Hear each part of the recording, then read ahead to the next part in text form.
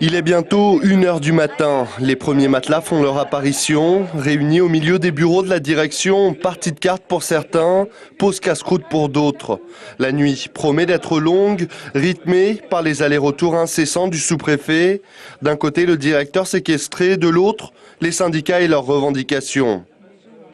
Troisième est une grosse multinationale qui fait des bénéfices et elle doit totalement assumer sa responsabilité sociale, c'est de traiter ses salariés jusqu'au bout. Si elle les licencie, il faut qu'elle mette les moyens. Les employés de l'usine pharmaceutique s'opposent au plan social qui prévoit la suppression de 110 emplois sur les 235 du site de Pithiviers. Ils demandent la renégociation des conditions d'accompagnement des licenciements. Le directeur industriel du groupe était venu dans l'après-midi à la rencontre de salariés en grève illimitée depuis le 20 mars.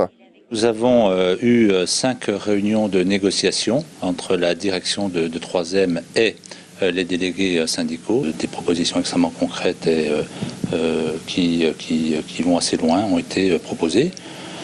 Les délégués syndicaux souhaitent aller beaucoup plus loin que ça, mais franchement notre plan est pas du tout dans le bas du marché. Je conteste totalement cette affirmation. Après plus de 15 heures de pourparlers, toujours pas d'accord en vue. Le protocole de sortie de crise proposé par les syndicats comme base aux futures négociations a buté sur le paiement des heures de grève.